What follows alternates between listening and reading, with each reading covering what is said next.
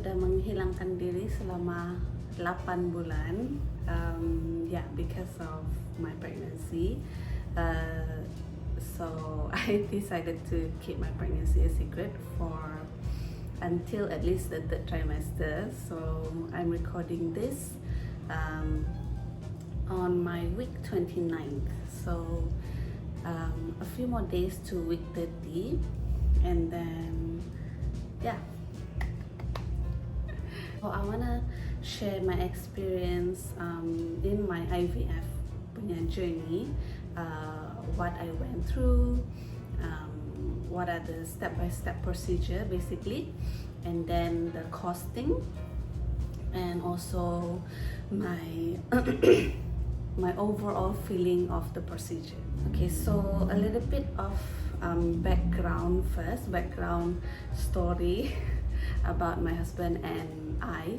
So we've been married for 10 years, and awal-awal of the marriage too, we decided to not have kids so soon.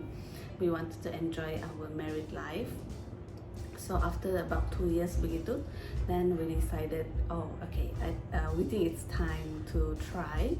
So we tried for a few years actually, and tidak hasil. And of course memang sangat stress, and pressure tuh memang sentiasa ada. Memang sentiasa kena tanya, especially during family gatherings. So if you're going through infertility and you know what I mean. People asking. So after I think our 5th or 6th year, baru we go and check, and we went to the same doctor as we did for the IVF lah. We went to Sabah care specialist with Dr. Cheong. So we checked if there was anything wrong that's preventing us from getting pregnant. Sa kana macam kana masuk camera, kana check di dalam, so I can see the fibroids like anggur, like all over the uterus. So I went for a surgery to remove the fibroids. And my husband pula memang healthy lah, no problem. He doesn't smoke, he doesn't drink, he doesn't work in like stressful environment. So after the procedure, we decided to go for IUI. So IUI is basically dia ambil the sperm and dia kasih masuk dalam uterus direct. So when you have an egg produced, that is the time lah they will kasih masuk the sperm, and hopefully it will disenyawakan and jadi. But for us it didn't work, and then after the IUI we decided, okay lah, let's just give it a rest, jangan stress about it, because stress pun is not good.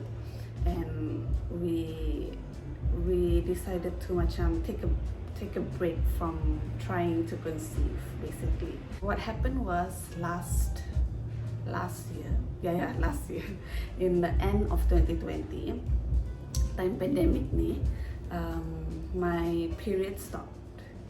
So when it stopped, I thought that I was pregnant or I was menopausing.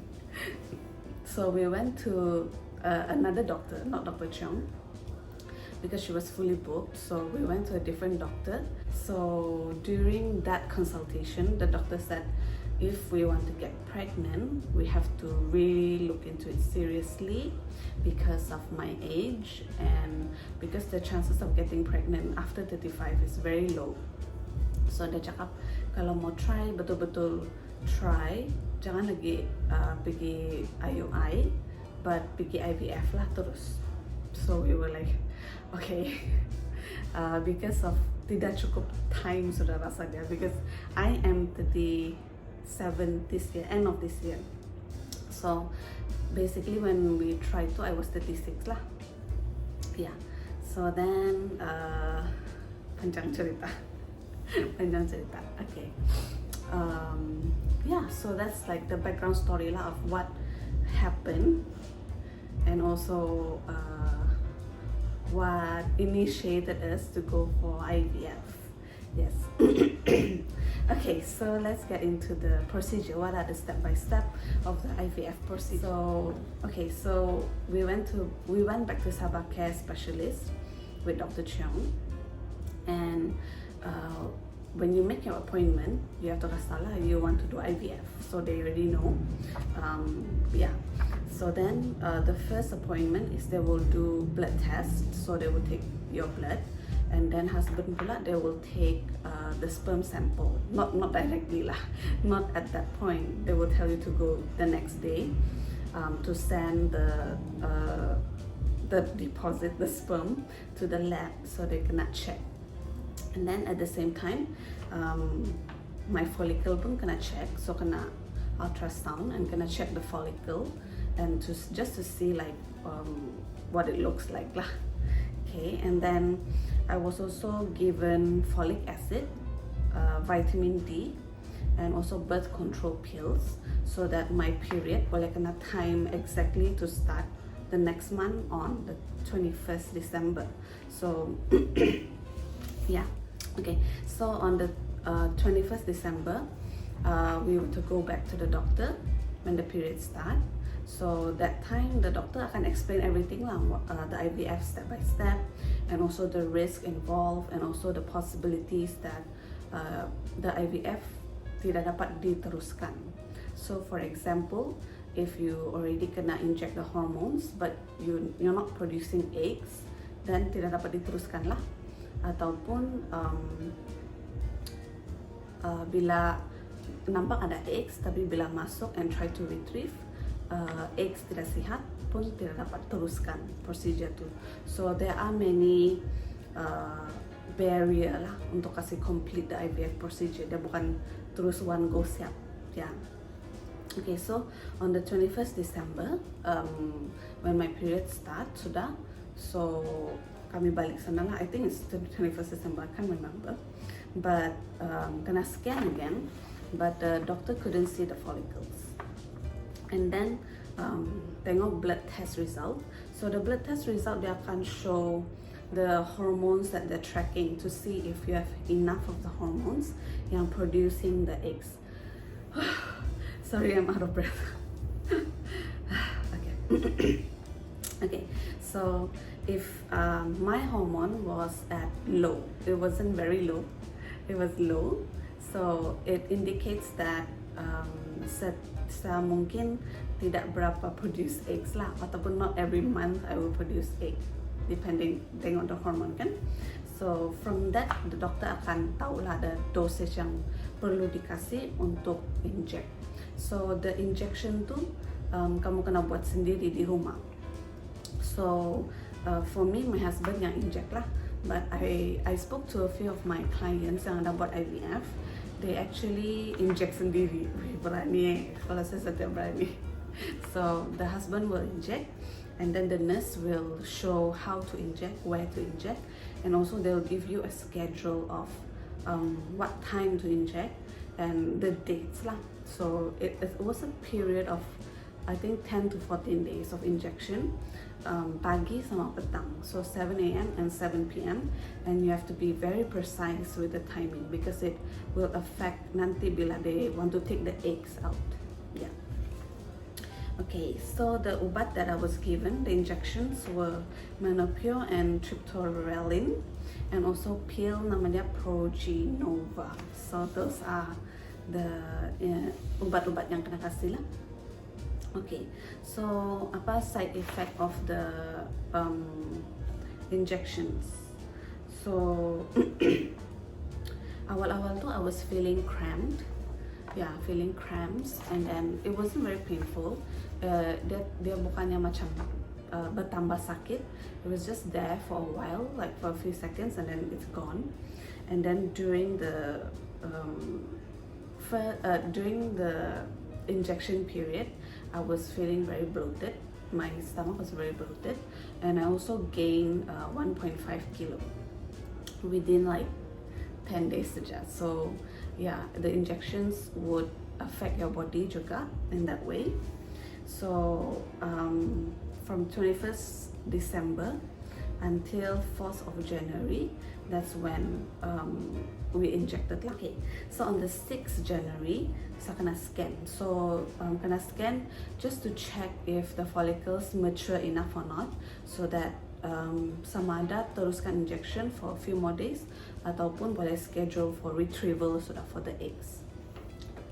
Okay, so on the 6th of January saya punya uterus kena scan, and then boleh nampak lah ada 3 follicle on the left and then 1 follicle on the right ovary. And then dia akan measure the ovary. So mine was measuring 19 to 15 mm. So the goal is 16 mm, so that dia cukup mature for the eggs to be retrieved. Okay, so then we had our namanya oocytes transfer. So on the 8th of January, 2 days after the scan, I had my oocytes transfer procedure. So itu memang kamu akan kena kasih general anesthetic, tidur, memang tidak rasa apa-apa, and then I walked into the ward, the OR, and then lie down, dorang kasih anesthetic, and then you will sleep lah the entire time, so you won't feel anything, and they will take out the eggs. So hopefully the eggs yang kena ambil tu sihat. Yes. Okay, so during the oocyte transfer punya day tu, I was very nervous. Yeah, very nervous. Couldn't really sleep well. So I woke up at 4 a.m. and the appointment is at 7 a.m. So then pergi sana and then wait for the eggs to be retrieved. So I was put to sleep lah basically. And then bila saya bangun tu, the doctor sudah kasih tahu my husband lah berapa eggs yang kena ambil. So I have 4 eggs and I didn't feel any pain or any discomfort after the procedure. So ada yang I dengar cerita after the procedure dorang rasa sakit betul, dorang rasa cramp, they couldn't work for the whole day. But for me, I didn't feel anything lah. I didn't feel any pain, I didn't feel any discomfort. I went to work after the procedure, so macam like it's a normal day saja. Yeah. Okay, so after that, on the same day as the oocyte transfer, is also the day where your husband have to provide the sperm juga, because after dia kasih keluar the egg, dia akan kasih senyawakan, and then after that you wait lah 2-3 days begitu, and then they will tell you yang ada inseminated kah tidak, dia senyawakan kah tidak itu egg dengan sperm. Yeah. So tunggu tu after I think 2 days. Yeah, we waited 2 days, and then the clinic dia WhatsApp lah, dia kasih tahu ada 1 embryo yang jadi. Yeah. So out of the 4 eggs ada 1 yang jadi. So it really depends on your luck and also basically the health of the eggs and the sperm yang kena senyawakan tu jadi ke tidak. So yeah. So after we found out ada 1 embryo, kena schedule lah bila mau kasih masuk balik. So that was on the 11th of January. Macam saya baca berita ni. Okay, so on the 11th of January was the embryo transfer day, and then ini tidak boleh tidur, you're gonna be awake. Your husband will wait outside, so tiada yang husband kawan di dalam lah. So yang saya ingat is because they have to ultrasound, so when you ultrasound your bladder has to be full so that senang untuk dorang tengok. So I drank like 2 bottles of mineral water yang kecil tu, and then my bladder was like super full, and then when I went into the room where they do the procedure, saya menahan kencing and like sangat sakit, and then itu nurse pun perasan like I was in pain, so dia macam yang kamu kencing gak? So yeah, sakit sudah betul. So they stop and then saya pergi kencing, but release a little bit. You cannot kencing everything, so release a little bit, just enough for them to be able to do the ultrasound so that they can put the embryo masuk dalam. So after that I went in, and then they tried for like pretty long time because ada another patient who went in before me, and then dia punya sekejap saja, like she masuk, I think like tidak sampai 10 minit she was done, and then she came out. Tapi me, I went in, keluar kencing, went in, and then keluar kencing again, and then went in again. So ada 2 doctors di dalam yang akan cubalah kasih masuk the embryo. So apparently my my cervix had corners, so they had to like you can actually see juga when they put the embryo in. So my cervix ada corners, so they had to like kasih curve the tube or whatever, and then baru can kasih masuk the embryo. Yeah, so that was the only painful part of the IVF process for me, is when I have to tahan kencing. It's not painful when the embryo masuk. Actually, you don't feel anything, but it's just tahan kencing tu saja yang sakit. After the embryo transfer, you are advised to just go back and rest, and then just maybe lie down for a few hours begitu. After procedure tu dia akan let you lie down for maybe 15 minutes, and then you can jalan sudahlah. For me, after the procedure, I went back to my this studio, and then I just like lie down for a while, like maybe half an hour begitu, not that long. And then in the afternoon I had my class, so I was working, so I wasn't on bed rest or anything the whole day, tidak lah. Yeah. So after the embryo transfer, there's a 2 weeks wait to find out whether your embryo melekat or not. So that's when you know you're pregnant or not. So during the 2 weeks wait, memang macam-macam lah saya rasa the symptoms. Also because it's an IVF procedure, so you had all these hormones injected into you.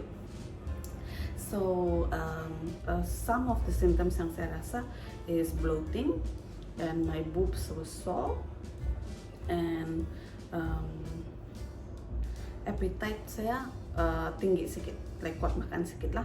After around 5-6 days begitu, after the embryo transfer, the feeling macam sore boobs and all that, dia makin kurang sudah. So that's when I thought, oh maybe tidak jadilah the IVF.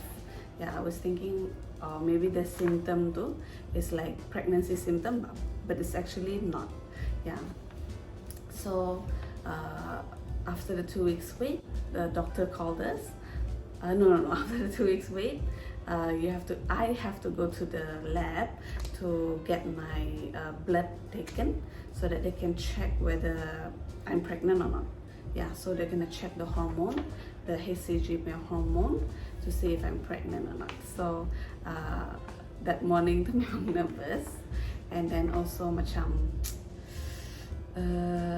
didn't want to like stress sangat, tidak mau like expect sangat. Yeah, so just try not to think too much lah.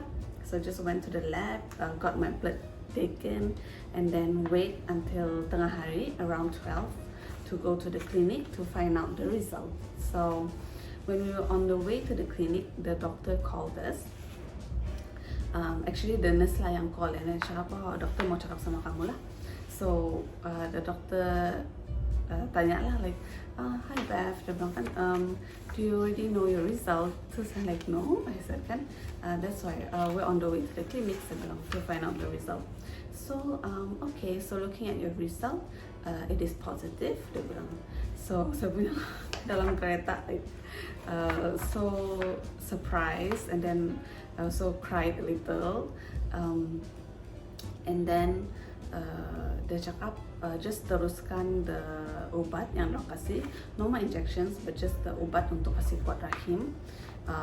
Yeah, so they give like a few ubat lah untuk kasih kuat rahim, and also like the folic acid and vitamin D. You have to continue eating that, so have to wait for another 2 weeks to check whether ada heartbeat or not. Yeah, so basically that is my IVF experience, and then yeah, okay, panjang ya. The overall cost for IVF is around, like from the starting sampai habis with all the